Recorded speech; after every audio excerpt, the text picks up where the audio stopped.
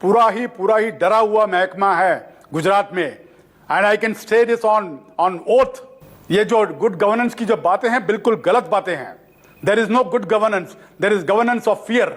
डर की गवर्नेंस है। It is one of the most vicious environment in the country. अब मोदी जी के गुजरात मॉडल का सबसे विशियस रूप तो 2002 के एंटी मुस्लिम वायलेंस में देखने को मिला था, जहां पर 3 दिनों में 1000 से 2000 भारतीय मुसलमानों को मौत के घाट उतार दिया गया था। गुजरात के एक सीनियर पुलिस ऑफिसर और एक सीनियर एक्स बीजेपी मिनिस्टर ने इस वायलेंस में मोदी जी का डायरेक्ट इन्वॉल्वमेंट होने के आरोप लगाए थे, पर 2022 में सुप्रीम कोर्ट ने एसआईटी का जजमेंट अपहोल्ड करते हुए मोदी जी को क्लीन चिट दे दी, ये कहते हुए कि उनके अगेंस्ट कुछ क्लियर एविडेंस नहीं मिला। और मुझे बहुत अच्छा लग रहा है कि आज जिन लोगों ने भी मोदी जी पर आरोप लगाए थे, अगर उनकी अंतरात्मा है तो उन्होंने मोदी जी की और भारतीय जनता पार्टी की क्षमा मांगनी चाहिए।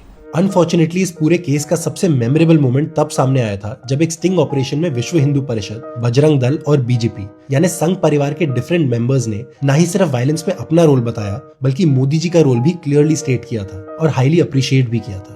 जो गुजरात में नरेंद्र भाई ने किया वो कोई नहीं कर सकता। जो उन्होंने किया है ना, किसी मुख्यमंत्री ने नहीं किया होगा। जो 20-25 साल से हमारी नजरों में जो लोग थे उनको चुन चुन के मारा है।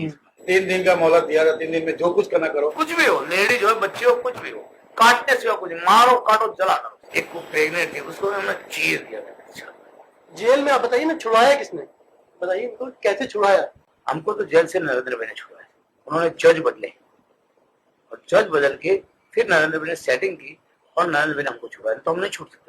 अब हो सकता है कि नरेंद्र भाई ने शायद खुद को भी ऐसे ही छुड़वाया हो, या ये भी हो सकता है कि वो बिल्कुल इनोसेंट हो और ये संघ परिवार के लोग स्टिंग ऑपरेशन में सरासर झूठ बोल रहे हो। 2002 में ऐसा किया वैसा किया, ठीक लगा। तो मुझे लगता है कांग्रेस के दिमाग में मुस्लिम वोट बैंक है। मीडिया के भी जो हमारे सेकुलर फौज है, कुछ लोगों को उसी बातों को लेकर के विदेशों से पैसे मिलते हैं।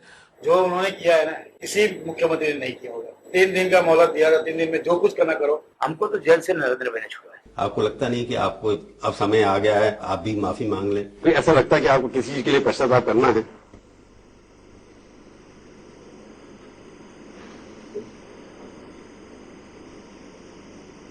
जवाब देंगे आप? पर ऐसा नहीं है कि मोदी जी ने माफी मांगने वाले सवाल का कभी जवाब नहीं दिया। He had told the nation to never forgive him. अगर पाप किया है तो माफी मांग करके माफ करने का तरीका क्या है? माफ मोदी को करना ही नहीं चाहिए, कतई नहीं करना चाहिए।